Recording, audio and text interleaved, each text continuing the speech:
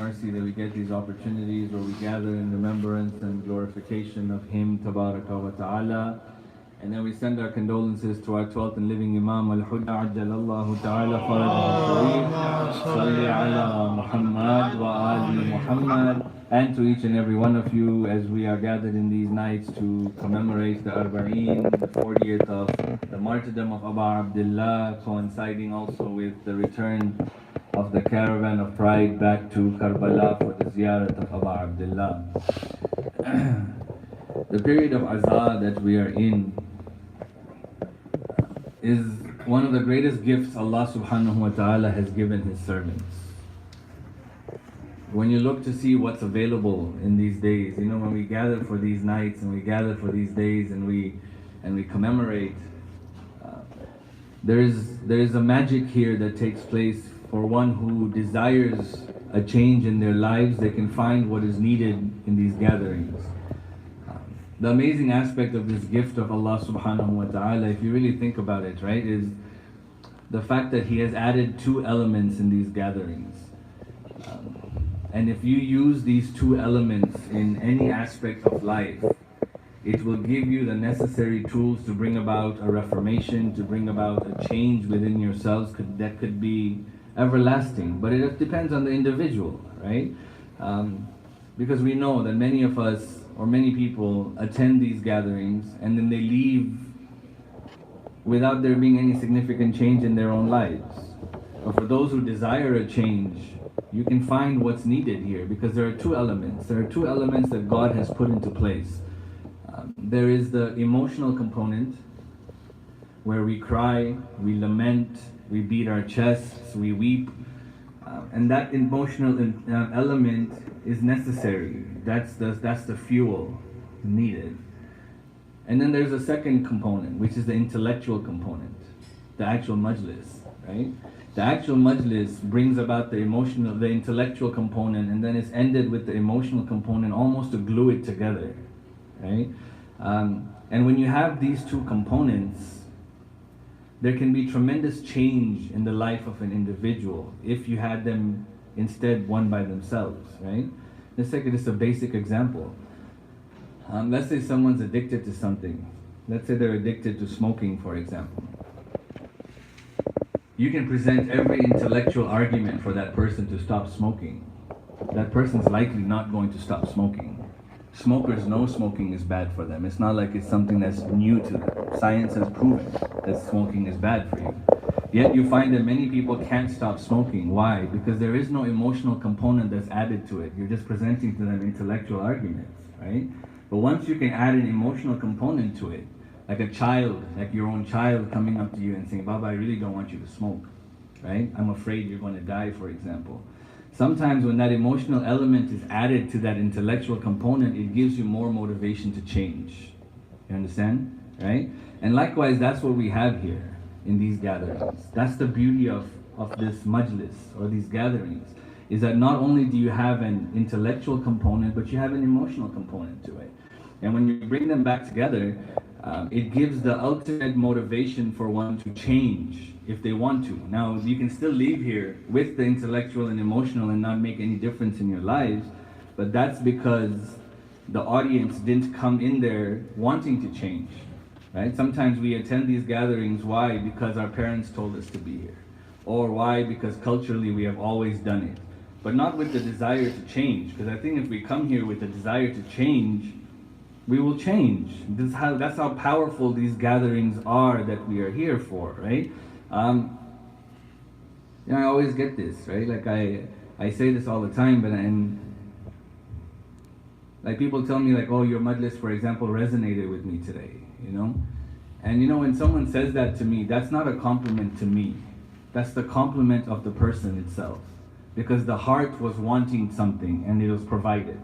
It's not like I came here knowing what's in your heart and what you need. No, these gatherings provide what you need. If the member does its job, and if the audience does its job, we could all be reformed by the time we leave here if we really wanted to, right? Now the journey is continuing it, of course. When you add this emotional and intellectual components together, what you get is glimmers, flashes of insight, you can say, right?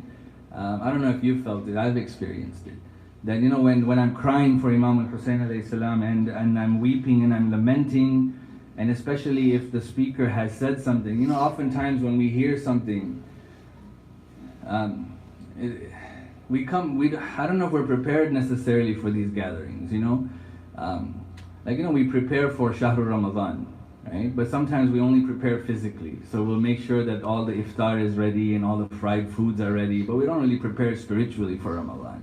But if you did, you'd be able to progress so much more, right? That's why Rajab and Sha'ban are considered the preparation months before you get to Shahrul Ramadan. Likewise with Muharram.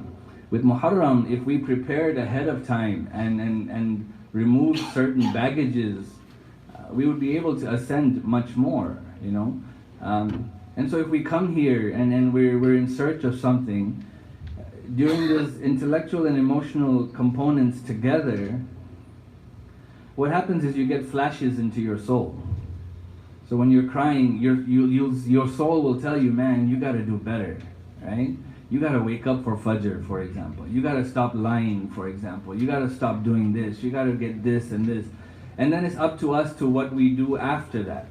Whether we take it, some people, that flash or that flame will last until they walk out the door, and then that flash is gone. Other people will have that flash until, for example, they drink tea outside, and then that flash is gone, right? For some people, that flash may last until you get into the car. For other people, that flash may last a week. It depends on how much time you want to put into it. But when you get those glimpses or those flashes within your soul, oftentimes you're able to tell certain aspects about your soul that need improving, okay?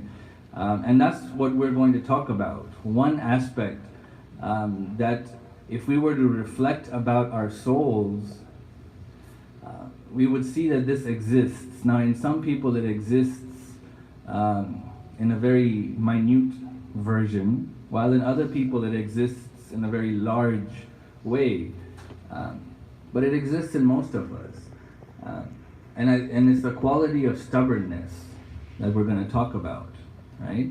And we'll go into a lot of detail. That's what we're going to talk about for 3 days. But when you see Karbala, we see firsthand what stubbornness looked like, right?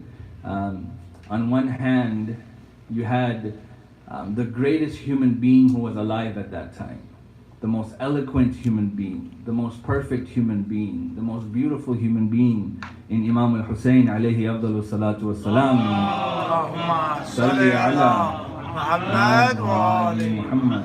And he kept telling them, right? He kept showing them. He said, look, I'm here with my family. Why do you want to do this? I'm offering you Jannah. Why do you want to do this? And he kept delivering and delivering. And yet the people were so closed off from what Imam had to say. So closed off. That in the end, if we say there were 30,000 people, only 2 or 3 came over, right? Hura and his family. That's how much stubbornness there existed on that side, that even though the Imam alayhi salam was speaking to them in a logical manner, right? Where the Imam would say, look, you don't want to come to me, that's fine, but be free men, right? Don't be people who are captive of what your clan does. Don't be people who are captive of what your group is doing. Be free men. Leave here as free men. You'll see that there's no need to fight me. Yet the level of stubbornness that existed amongst the people was such that they couldn't hear what the Imam alayhi salam had to say. And that's heartbreaking. That's heartbreaking, right? Because if we look within ourselves and if we find, for example, that there are elements of stubbornness that exist within me, then what guarantee do I have that when my Imam comes and when my Imam talks to me, that I won't listen to him? What guarantee do I have? You understand what I'm saying? I mean, those people knew he was the grandson of the Prophet. Right? Those people knew that that's the house where angels came down. Yet their stubbornness prevented them because of simple tribal association, partisanship, whatever you want to call it, bigotry, right? And so this is something that's really important, and we got to understand it, right? And we got to We have to be able to identify it within ourselves. Sallu ala Muhammad wa ali Muhammad. Allahumma salli ala Muhammad wa ali Muhammad. So as we said, that the quality of stubbornness exists within most people, right? Sometimes the quality or the characteristic of stubbornness is benign, meaning it is not that harmful. You know what I mean?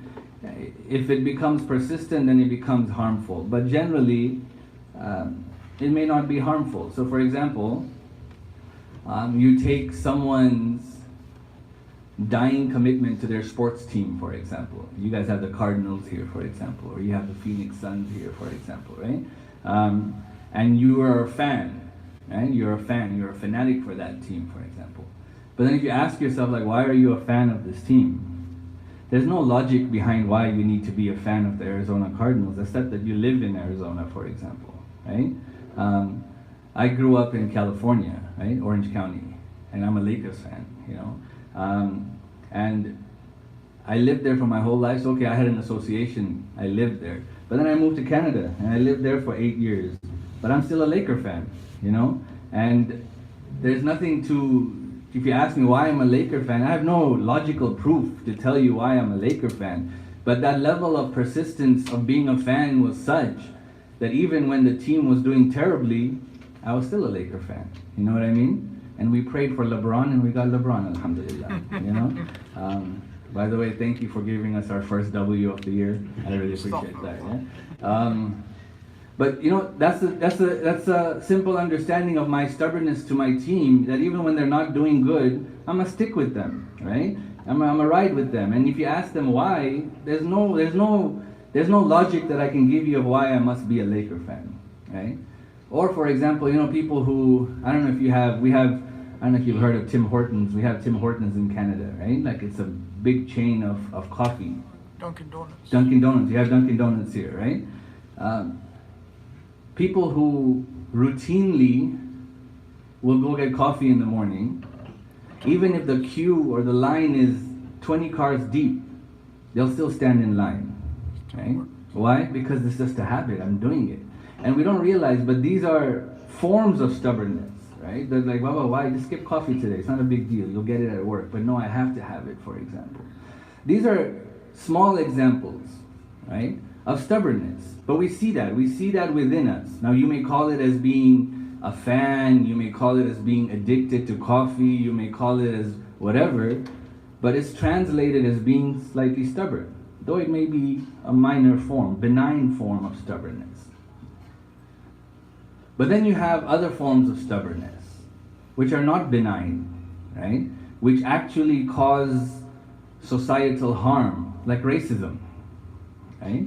The belief that one race is superior to another race.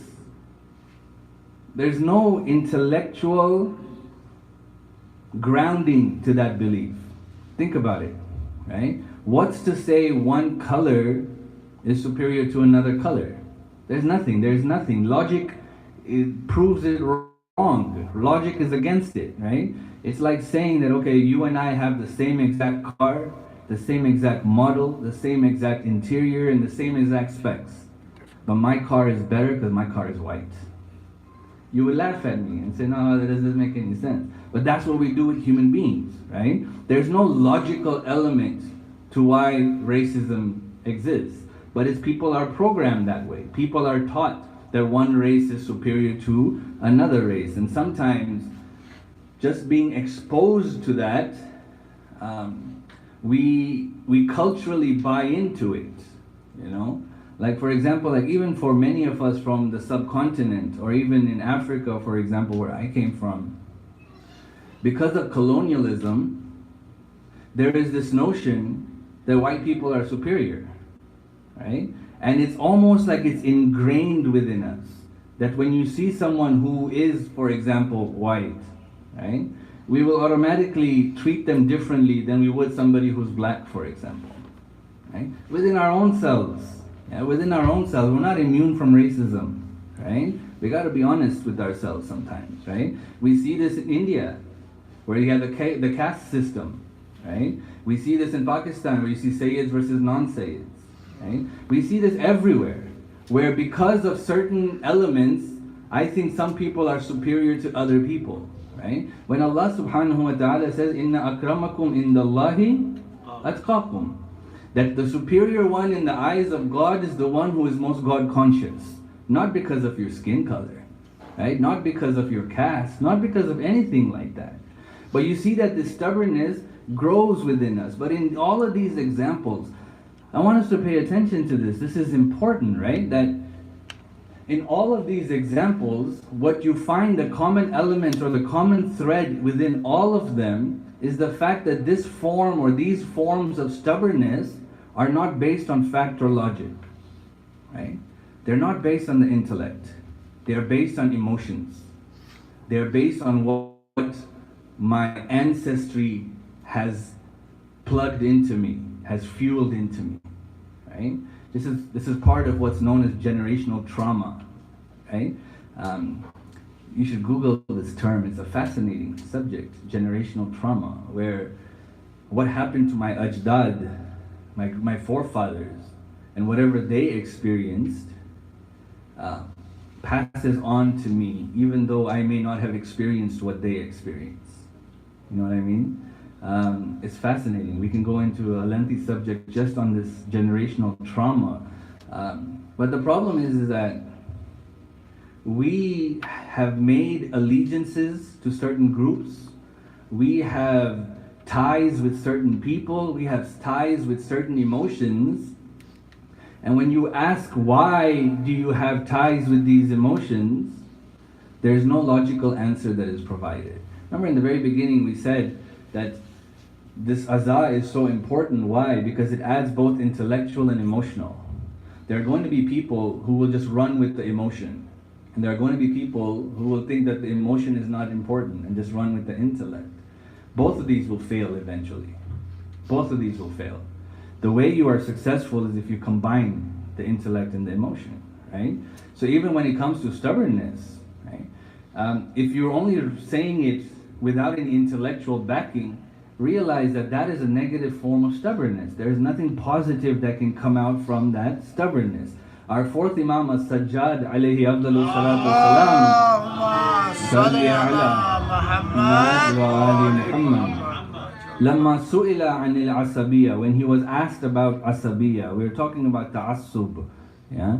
And we'll talk about what that is. But when he was asked about it, he says that blameworthy and punishable partisanship, right? Where I pick sides, where I pick favorites, is when a person considers the evil people of his own community to be better and prefers them over the good people of another community.